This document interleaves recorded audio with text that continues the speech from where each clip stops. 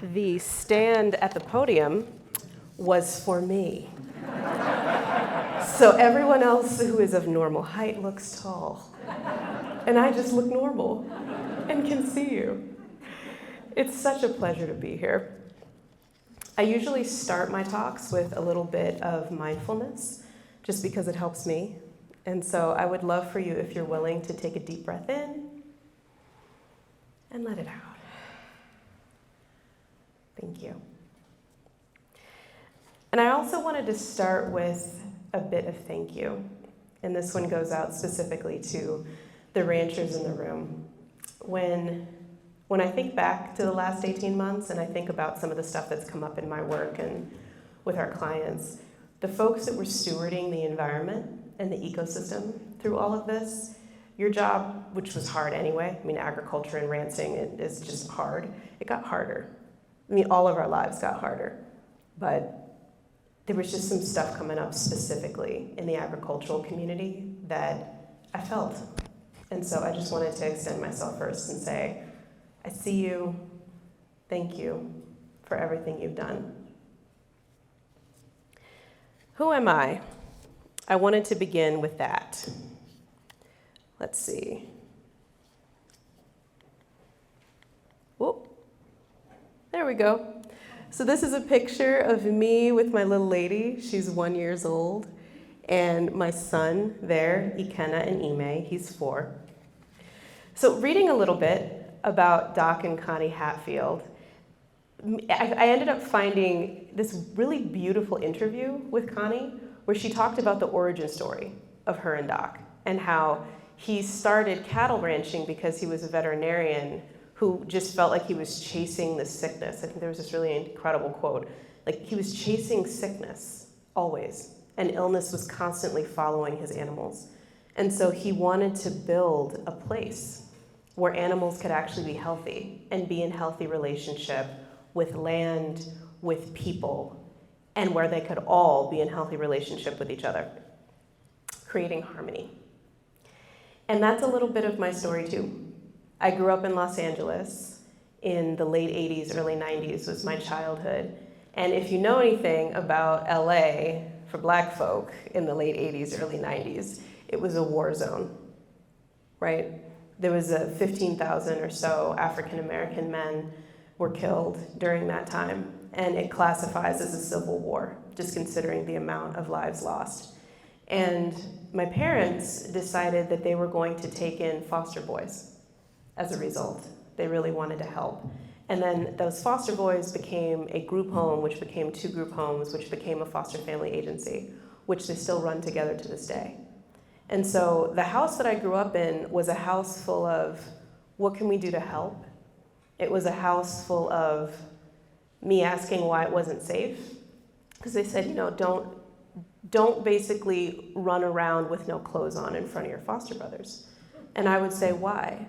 And they would say things like, well, because people have hurt them. And they wouldn't want to hurt you. But we just want to make sure that we can keep you safe together. And I was like 5 or 6, right? These incredibly sophisticated conversations about harm, about the fact that they're still children and they need love too. And it really made me think about what it takes to be healthy in relationship together when harm is present. That was just a real drumbeat for me in the very beginning. And when it comes to the environment, so that's like the social part of my story, right? And when it comes to the environment, I grew up in my grandmother's garden. Like another thing about Los Angeles is that it's a bit of a wasteland when it comes to the environment. Lots of oil derricks and just all kind of stuff there. And my grandmother's garden was a bit of a refuge for me. I remember going out into the backyard and picking blackberries with her and taking them into the kitchen and stirring in some sugar and having a really beautiful summer treat. And I also remember when I was a teenager, because, I know this is being recorded, I'm trying to figure out what I can say. Crazy things late teenagers, early 20s folks do where you go out into the desert and do stuff that you shouldn't really talk about because what happens in the desert stays in the desert kind of stuff.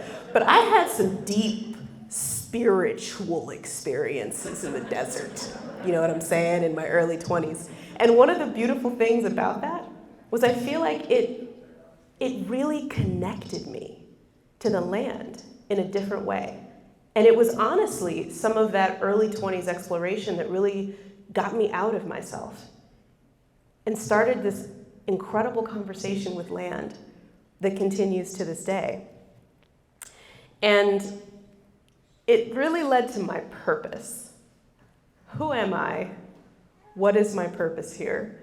And one of the ways that I talk about my purpose is that it's supporting people to reconcile our drive to control and dominate each other and the planet. That's one of the ways that I've described my purpose.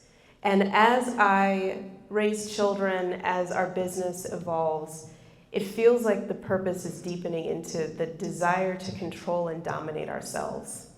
Like, what's the seed of that? And where did it come from? And so my work, in a lot of ways, is about that. It shifts and it morphs over the years. And one of the ways that it expresses itself right now is in this concept of social fertility, which I'll talk about in a little bit. It's my way, like Doc and Connie, of trying to create a little bastion of harmony where it didn't exist before. So what just happened to us these last 18 months? We had to face some of our very intense, controlling, and dominating tendencies, right? We were all up in the house, either by ourselves or with our wonderful children, all day, every day.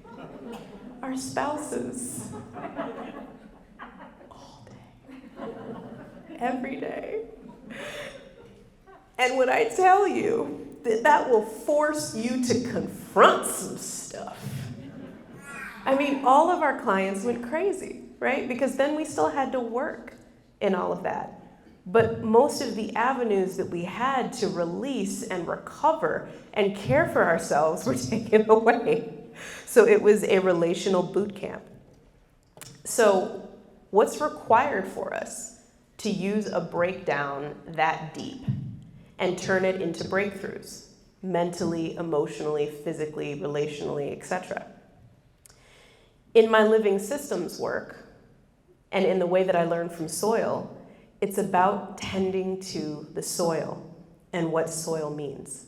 One of the metaphors that I like to think about is if our society was a farm or a ranch, right? And when I use a farming metaphor, the thing that comes up for me about my own behavior and about a lot of the folks that I see is, we see the worst impacts of capitalism, and it's the monoculture, it's the usage of pesticides and herbicides and fake fertilizer and chemicals and all that, right? And we're like, all right, we're gonna do better. We're gonna do something just like that, but we're still gonna try to extract a lot of profit and not really attend to the deep stuff. We're just gonna be slightly better. So then we become an organic farm. We stop the pesticides. That's great. We stop the chemicals. We stop the most abusive behaviors. But organic farms, a lot of times, if they're a monoculture, they're not really building the soil, right? It's still in the long term depleting. And that's really my question. So many of our clients were coming to us and saying, we're doing all the right things. We're paying people well. We have all of these committees. We're giving people paid time off to go and volunteer and do stuff. What's wrong? Why are people still so burned out? What's happening? And it's really jumping into this conversation about what does regenerative actually mean? How do you start from scratch and create regeneration instead of just doing what didn't work better? And when I say that we were an extractive ranch, that's really the collapse that I just saw. We were doing ranching in a really destructive way. A bunch of animals died. Soil got trashed. And now we're trying to rebuild. And we're trying to figure out how to rebuild. And that's when I talk about soil fertility. And a little bit of my story when it comes to soil fertility and what it means is in 2014, so I was a serial nonprofit entrepreneur. I ran a couple nonprofits. And in 2014, I was on that upward trajectory, right? I had days where I would ask for $500,000 and do morning TV and then do a TEDx talk and just like slam back to back to back to back, all while I had climate scientists talking in my ear saying, go harder, right?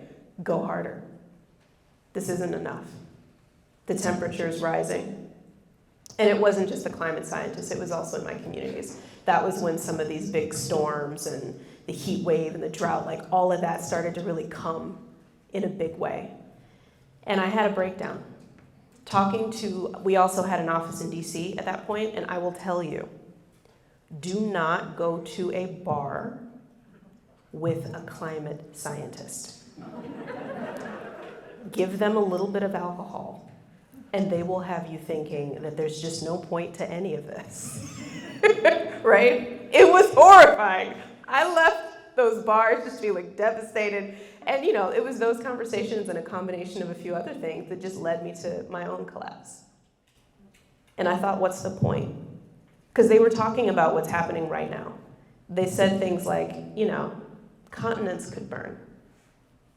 Like not countries, continents could burn. And then Australia happened. They talked about pipes freezing and bursting and entire cities losing power, losing water. Like and they said it's not that far away. It's not even an in this lifetime kind of thing. They said in the next 5 to 10 years, you're going to see this kind of stuff start to happen. And they were right. Hello? Wow. Climate did that. Ah! Don't you talk about that climate stuff about to go off. Okay. There we go. So all of that stuff was in the future. I knew it was in the future. And what I was saying to myself was, what can I do? Just what can I do to even protect my Black family in Los Angeles who's going to be getting the worst of this stuff? And I was invited to a workshop on soil carbon sequestration. And I knew what photosynthesis was. I ran an urban farming organization. But going to this workshop and actually discovering the potential of carbon drawdown, it was shocking to me. Mostly because none of these drunk climate scientists seemed to think there was any hope. But then I go to this workshop and have these people be like, oh yeah, if we change agriculture and ranching, no, we can totally fix this in like 20 years. And I was sitting there like, what? Why is no one talking about this? And that seed of a question, why is no one talking about this, is what led to Soil and Shadow. Now I feel completely clear why no one is talking about this, which we will get into. But the point of that was I started learning about fertility, like this concept of fertility, through the lens of soil, right? Soil fertility is nonlinear. I talked to a lot of farmers who had stories like, I started doing regenerative farming, I grew this incredible crop, 90% of it died. I decided not to do any of the interventions I could have to save it in a way that would have devastated the soil.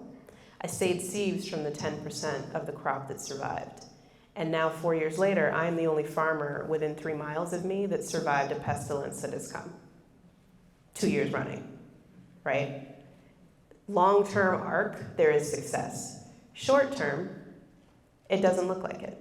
And when we're in a system where every 90 days you're trying to find profit, and if you have any off even quarters, you're thrown out to pasture, unintended. That's not sustainable, and that's not fertility. It's quality versus quantity.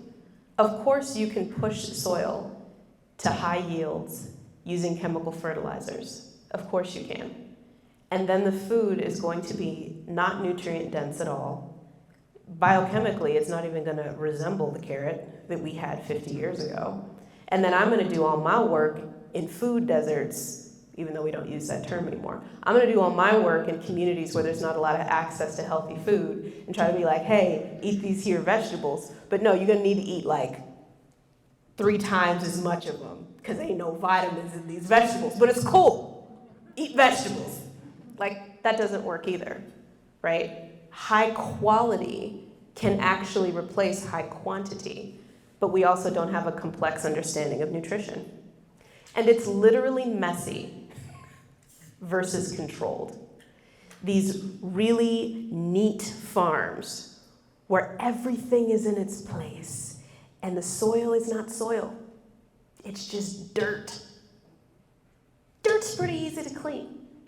But when you have fertile soil, and I have been in front of it, I will say, funny story, I've debated about telling this story, but we're all folk in here, so I'm just gonna go for it. For my first child, my maternity photo shoot, I wanted to show the fertility of my beautiful pregnant body related to the fertility of healthy soil, right? So I go to the 7,700 acre ranch, which is one of our main partners, and I say, hey, I just wanna, like, I gave them the vision, right? Fertile soil in front of fertile soil. And they said, well, we have an industrial compost pile.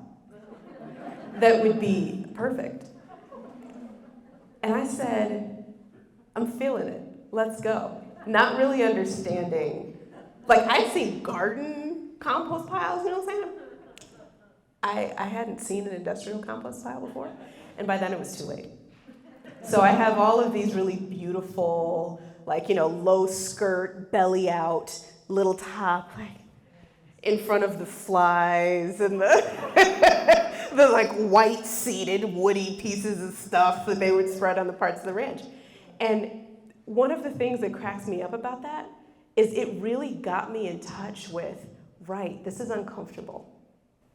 This feels a little messy. And feeling messy is uncomfortable. I'd rather keep things a bit more controlled. I don't want to see the parts of the process that are messy. So, hence, social fertility. That was really a big place that this idea for social fertility came from. The definition, our definition at my firm of fertility is increasing the complexity of relationships. Because the more I learned about soil, it's not an issue of good or bad. It's that there's just so much going on all the time that level of activity itself creates health. It creates the conditions for life. Of course, there's going to be off years, but because there's so much richness and there's so much life, things can grow. And I translated that, tried to translate that into the businesses, into the executive coaching, into the nonprofits that we work with. How do you increase the complexity of your relationships to yourselves, to each other, the teams, and to the communities that you work with, so that you're constantly creating the conditions for life to flourish? And instead of having to micromanage and get in there all the time and try to control your team's outputs and try to control your company's outputs, you're creating such fertility that co-benefits just happen. Not only are you meeting the bottom line, but your team also just happens to start a mutual aid network or something because one person heard that somebody else was struggling, and then they talked to everybody else and everybody else was struggling, so they just decided to do this thing. And then all of a sudden you hear about a childcare cooperative that started amongst your staff because somebody had a need and then somebody else said, hey, I have that need. And then they just start caring for each other. Real story, right? This happened at one of the businesses that we work with. And so what we like to do, and what I wanted to talk about tonight, was using some of the principles of soil health and translating those into the principles of social health and talking a little bit about that. So diversity is one of the principles of soil health. Make sure that animals and plants are on the land, and that will lead to resilience. One of the principles of soil health is not having exposed ground, if you can, right? And doing cover cropping. So social cover cropping, in our view, is about boundaries. It's about our boundaries with ourselves, our boundaries with the folks that we're working with, so that we can have a high degree of vulnerability because we are protecting what is important. We're constantly looking to protect the seed of our most tender parts. And then the third one we're going to talk about tonight is disturbing the soil as little as possible, which is one of my favorites, and not tilling, right? And how that translates for us is the ability to be generative and have ideas without immediately moving to action, which may sound simple, but it's actually rocket science. So how does this show up in act? How does this show up? Diversity. 2020 occurred. We were just generally using these principles of social health with the businesses and the nonprofits that we work with, and then all hell breaks loose. A black man dies on camera. Another black man dies on camera at the hands of the cops. And the largest social movement that we have been in the history of our documenting social movements occurs. And so many of the folks in our community came to us and said, "Oh Lord, we gotta do this right now. I know we've been talking about diversity, equity, and inclusion, but we need to do this right now. We can't wait." And one of the things that was beautiful to me about that, like there was a part of me that was cynical, obviously, because it's easy to be cynical about that. But one of the things that's beautiful about that to me is that folks were willing to make themselves uncomfortable by choice. And so much of diversity, equity, and inclusion work for me before felt like it was coercion. You should care about this, because of all the reasons. All of you in the audience, have your own specific culture that is actually different than the culture of your immediate family, that is actually different than the culture of your extended family, that is actually different than the culture of society, right? When we talk about being multicultural and collaborating across difference, I actually tell people, go home and start at home. You make a lot of assumptions about your spouse and about your kids, all being the same. You're not. How do you look at how you're different? How do you talk really honestly and authentically with each other about the implications of those differences on your ability to feel emotionally safe in conversation with each other? How do you create agreements that allow you to still be who you are without causing harm to yourself or each other in a way that feels bonding and connecting and builds trust when you have breakdowns and conflict? If you can practice that in your home, of course you can practice that externally. Ain't nobody gonna trigger you as much as your kids, or your mama, or your spouse who ain't washed the dishes again, right? So when we worked with this organization, we really tried to walk it back from the need to not work with this community, the need to diversify in terms of having more people of color in a way that just didn't feel like it was in the immediate next step for them. We just wanted them to identify on your team, what are the different cultures present? Can you on your team be in a conversation with each other in a way that you feel doesn't cause harm? And one of the things that's consistently relevant and gets into this next example is how the conversation about how harm has occurred can be very challenging. It can be very challenging.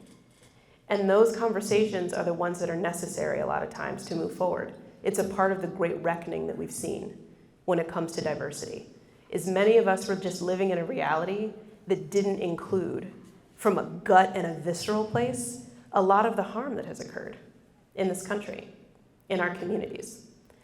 And that erasure of experience is what people were really rebelling against, is I don't want to be erased. And it's personal for me. I mean, I'm obviously an African American woman, but even coming to this event tonight, right? I got black friends that live in Oregon. And when we go to gas stations in certain places, we go in pairs. Because this is Oregon. You know what I'm saying? Like, Oregon has a reputation still amongst the Negroes. And for good reason. My husband's from Ashland, Oregon, so I feel like I can joke about Oregon because it's one of my homes. But that's real. And if I'm talking to someone who's just talking about the beauty of the high desert and all this landscape and just the airport story of Oregon, right? I walk through the airport, I'm like, damn, this would be a nice place to live. Right, but I'm black. It's that right, but I'm black part, not erasing that is what allows us to really build healthy relationships with each other. And really quickly around the HR director as the director of DEI, there's this progressive law firm that works in the environmental space that's doing some really beautiful and interesting things around diversity, equity, and inclusion is really about systems and procedures. It's about making sure our meetings are inclusive. It's about making sure that we have operating agreements in place in terms of working agreements that we use every day that allow people to speak up when they don't feel like their ideas are being held or represented well. It's about making sure that we're doing diversity, equity, and inclusion in hiring. It's about making sure that when it comes to inclusion and feeling welcomed and valued and supported, that folks can give feedback in a way that they feel like they're gonna get heard. Isn't that basically what human resources is supposed to do? Like, all of those functions just sound like it's HR. If HR was functioning well, and HR wasn't just a reaction to making sure you don't get sued and making sure that you're paying attention to the laws, which is very reactive, which interestingly enough is where diversity and inclusion came from. It came from anti-discrimination laws and big corporate not wanting to get sued. So they had to do stuff to make sure that they didn't get sued. It wasn't actually about creating beautiful, inclusive working environments. That's what we do now, most of us. But if we're still rooted in that seed of where it started, we're never gonna get there. So when it comes to social cover cropping, this is actually one of my favorites to talk about. When you have more cover, you can be more vulnerable. And the more vulnerable we want to be, the clearer and more often we must communicate our needs and our limits. We got to check in on a schedule instead of waiting to check in where there's tension. One of the examples of this was a philanthropic collaborative in the environmental space that wanted to become a field and funder collaborative. That was language that they used. And once we went in and started doing some work with them, what we discovered was there was a bunch of stuff happening inside that system, just with each other, and them, very similar to the last example. They weren't collaborating well with each other. They needed some basic infrastructure around boundaries with each other if they were going to go out and try to have boundaries with communities that were very different than them. And I'm going to return to this example in a minute, because this last one, executive coaching, and the client who didn't need me, we do executive coaching as well. I'm the main executive coach at our firm. And there was a client this year, African-American woman, who runs this incredible company doing incredible work. And, I sat down and talked to her. She was pregnant. She every time I talked to her, I just worked out. I had my weekly therapy session. I'm doing great. And I'm like, okay. Why are we talking? You seem like you're doing better than me. But what she taught me was to seek support before you need it, which is really simple. It's something that I knew. It's something that I coach my clients around. But even I had forgotten it in the urgency and in the trauma of the last 18 months. And that was a beautiful lesson for me when it came to personal cover cropping. That when you don't have good boundaries and you are just exposed dirt, it means that when it rains, when someone makes a comment and it cuts a little, it wears you down. Your resourcing, your stamina, it washes away like soil running down an eroding mountain. When you get hit by all of those things that happen in the day-to-day, and your soil is running down, it also means that you're hardening. It means that you're contracting. You're getting more compacted. You're not as able to absorb. You're losing your fertility. You're losing your life-giving, life-creating capacity. That's what boundaries do. Personal cover cropping is about practices, right? It's about practices that resource us. Fundamentally, personal cover cropping is about saying no. It's about saying no where it matters. It's about saying no so often that you're able to actually tell when there's a part of you that's exposed that needs a little bit more protection in order for you to thrive. And that's what these two clients taught me. That Field and Funder collaborative, I just said, you know, there's stuff going on behind the scenes here. I did interviews with a lot of your folk, and there's some real pain in here. Your soil's running off. There's a hardening, there's an unwillingness to move forward, and you have to address it.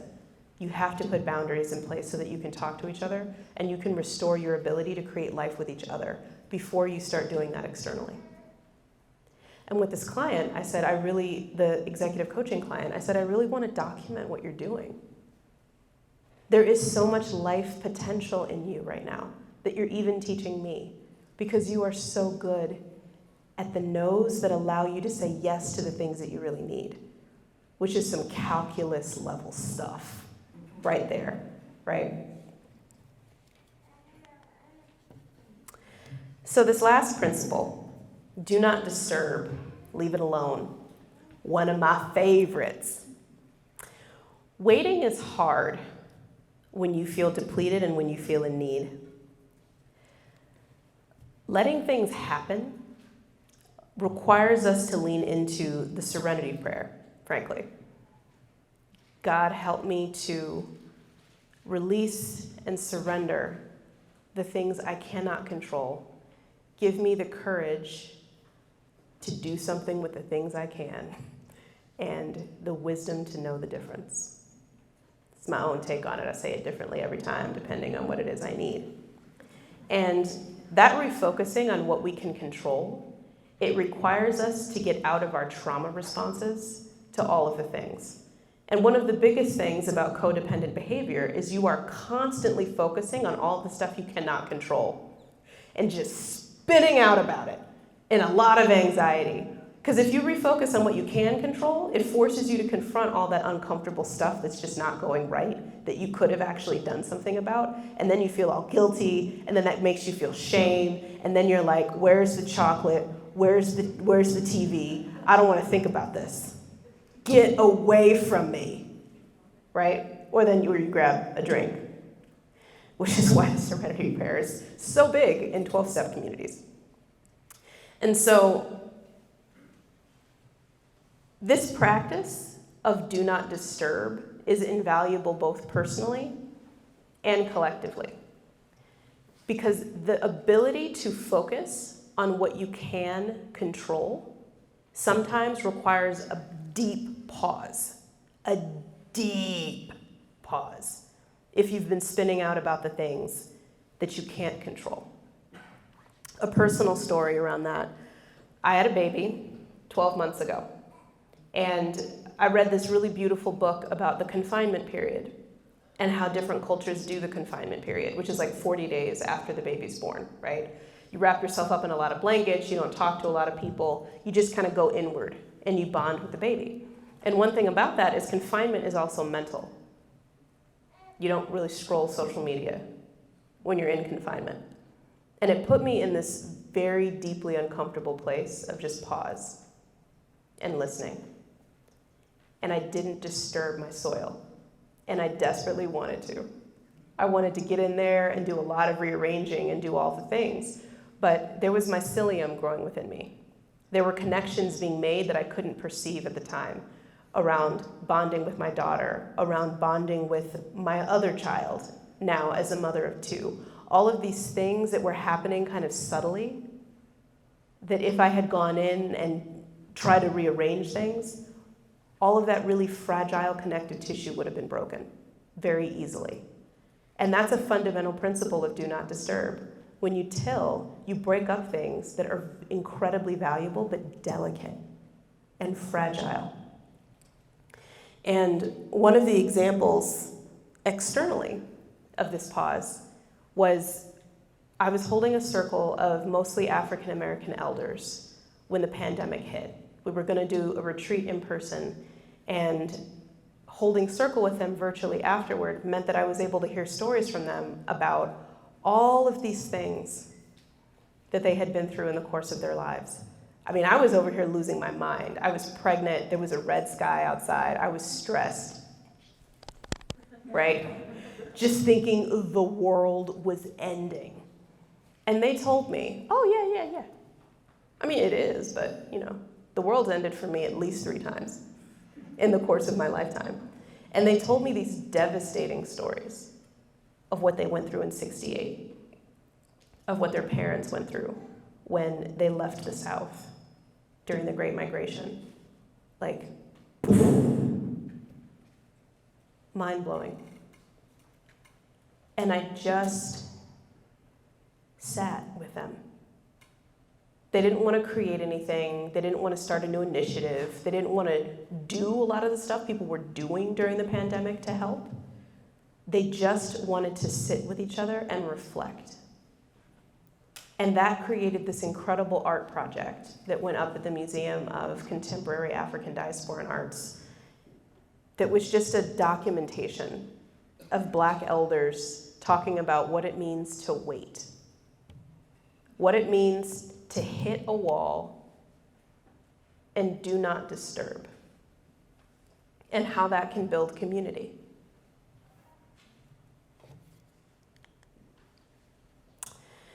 We've all had to learn these principles of social fertility. We interact with these principles all the time, whether or not we know it. What's the fabric that truly connects us, and how do we tend to it? Managing living systems requires us to compromise. When working well, these principles really allow us to lean into the question of what do we need versus what do we want, right? Like when you're creating boundaries, it forces you to really look at, do I need this thing? Or is it a desire? If I'm sitting across the table someone who comes from a different culture than I do, I really have to go within and say, in being offended right now, is there a righteousness that I'm carrying, thinking that they should have known already how I feel? And who said that they had to? Should I have known already how they feel? It's really a deep, deep practice of non-attachment. And when it comes to the external and moving from the micro to the macro, we are in a time of pretty unprecedented wealth gap creation. I think one of the economists I talked to was talking about there hasn't really been anything like this since the Roman Empire, really, when it comes to just the amount of wealth concentration and how big the wealth gap is and how much larger it got over 2020. We're moving toward radically protecting our own at everyone else's expense. Radically protecting our own at everyone else's expense. And that's not sustainable. So moving from the micro to the macro is how do we practice these principles of social fertility where it matters most, in our homes, in our businesses, with our closest relations and partners, so that collectively, all of us doing that together can move to the macro scale and really protect what is at the macro scale. I know that you do some of this every day. And I thank you for it. Thank you.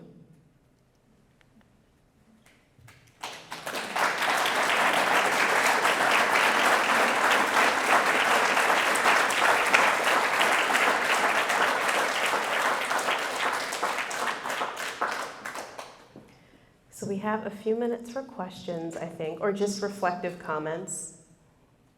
Yes, please. Nikki, you talked about so many things that I hadn't really put together before, and I couldn't get it all. Is there a place I can go and be reminded of what you said, or you have written this down? That's a great question. Yeah, I've written a lot of it down. Is it one place concentrated where you could easily access it? It would probably be the blog on my website. But if you contact me after this and you're like, hey, where's all that stuff? I will likely be able to pull some stuff for you. So that's the Soil and Shadow website? NikkiSilvestri.com. That's really where a lot of this lives. Okay. Yeah. Other reflections, questions, thoughts? Yes, back there. Yeah, I moved here, Central Oregon, about 18 years ago from Central California, which had huge, huge numbers of people of color. I had no idea that Oregon was going to be so different. I'm well aware of what you're saying, and yet I have no idea yet how to change that, how to bring more people of color into Oregon, and especially Central Oregon. Just a comment. I don't know if there's an answer. Yeah.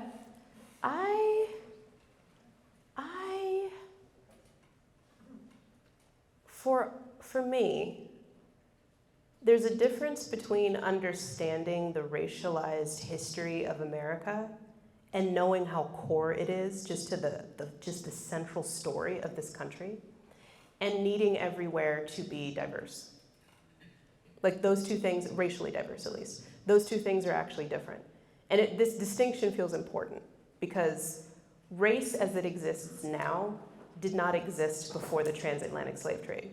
There was tribalism, there were ethnic wars, there were cultural wars, but the idea that you could take a bunch of people from completely different ethnicities and pull them together just because of the color of their skin, that didn't actually exist until it had to. One of the stories of the founding of this country is that race didn't exist like this at the beginning. White indentured servants and African slaves were of the same class. And so they intermarried, they had families together. They were, in fact, getting so aligned that it started to become the proletariat bourgeoisie kind of situation, right? And some of the folks who were in charge said, we have to figure out a way to get folks to organize against their economic interests. What is strong enough to do that? An identity construction that tells them that they are not, in fact, human if they identify with the folks that we don't want them to identify with. And so race was very strategically created to economically separate folks so that they wouldn't work together in their own economic interests. And it had to be reinforced and reinforced and reinforced and reinforced through torture, through 3/5 of a human being, through, oh crap, we need folks to work this very dangerous job, but these slaves are expensive. Let's put the Irish on it, because they're actually worked less than the slaves. But that's not gonna make much sense in this race construct thing. We gotta make Irish folk white. All right, how are we gonna do that? And just systematically pulling immigrants, European immigrants, into the white class to protect the construction of race. Like, this is complex stuff. And understanding all of that is super, super helpful. But it doesn't mean that you're all of a sudden gonna be around a bunch of people of color. Now, when it comes to Oregon, I think just understanding the history of the Klan and like just all the reasons why colored folks still kind of uncomfortable here, that's a good thing. And all over the country, there are indigenous sovereign territories that one can be in deep, deep, good collaboration with. And it's something that I think Oregon has. So it's finding your specific way that you encounter difference, and also just understanding the storied history of race in America.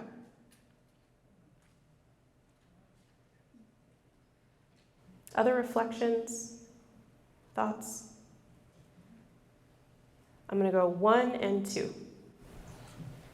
Well, I just wanted to say that I have all of these questions that I want to ask you, but I'm waiting, because I don't have them formulated Okay. yet. Next year. Okay. All right. Try to be like your elders. There we go. Let it simmer. I love it. I love it. I'm wondering if you have any nuggets of the making the cover crop, and then the do not disturb in your personal life. I have a family too, and a mom. So that idea of being able to pause, it just doesn't seem realistic at all. But I imagine it's more of a, I don't know, to protect your family or to nurture it. Do you have any nuggets of wisdom? Or sorry, I know that was maybe too much. Ain't nothing too much. Whew, all right, we're about to get deep. Okay, so when it comes to personal cover cropping, right, and being able to say no, I have a 1-year-old and a 4-year-old. The 1-year-old is nursing, which makes the 4-year-old very angry because I just cut him off. And when just the feeling of being touched out, like I actually feel the personal cover cropping conversation right now acutely. I can feel the soil running off of me. But the ability to say no, like that's where it comes for me with children, right? Is the ability for me to say, this is my body. Even to the 1-year-old, I can't do it right now. I know you're gonna cry, and it's gonna hurt me to hear you cry, but me modeling healthy boundaries for you is more important than me making sure that you never cry. Just straight up. It's gonna ensure that I still wanna have intimacy with my husband because I'm not touched out by my children. So that's a way that I'm doing personal cover cropping right now. And when it comes to the pause and do not disturb, I'm technically on sabbatical right now.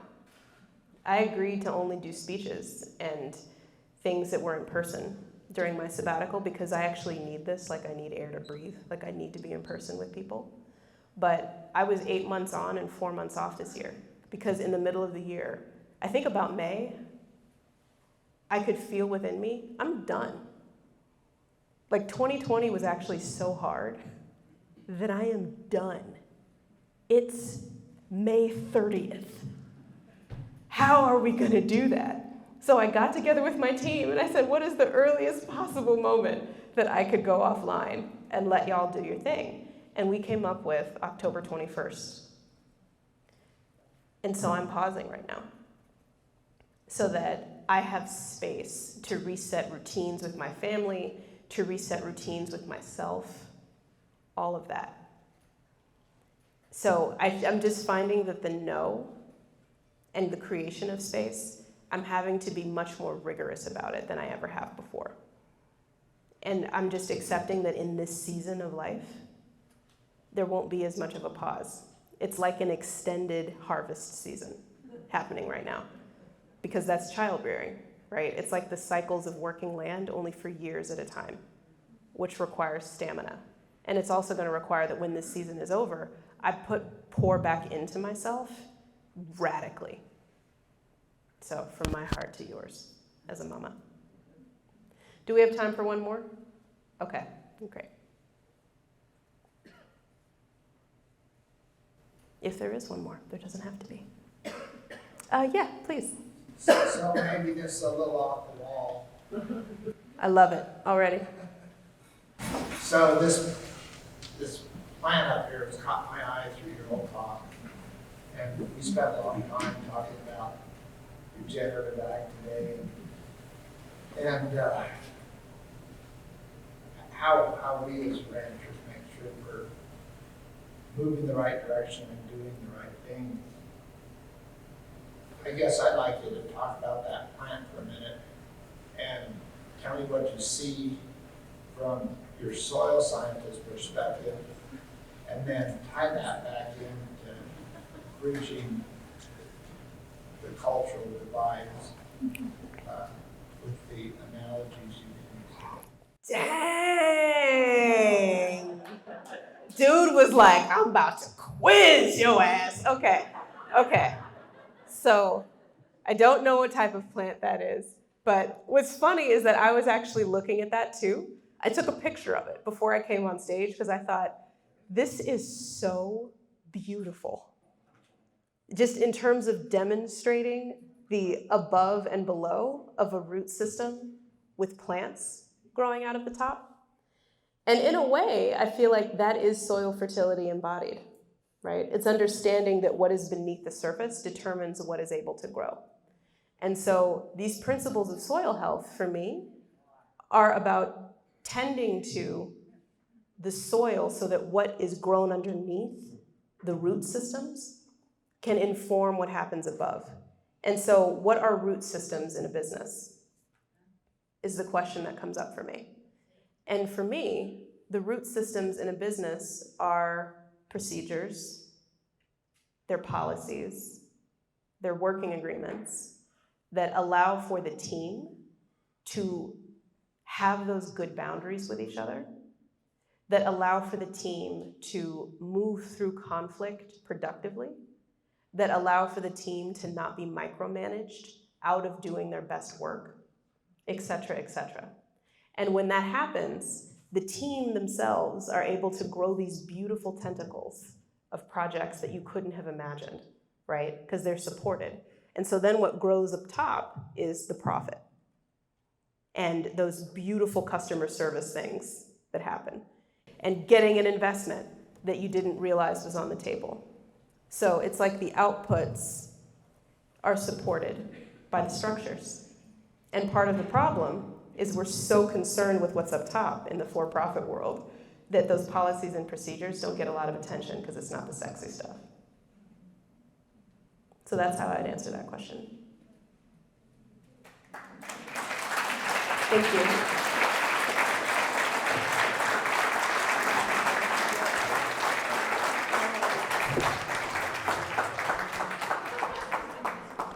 Y'all didn't see nothing.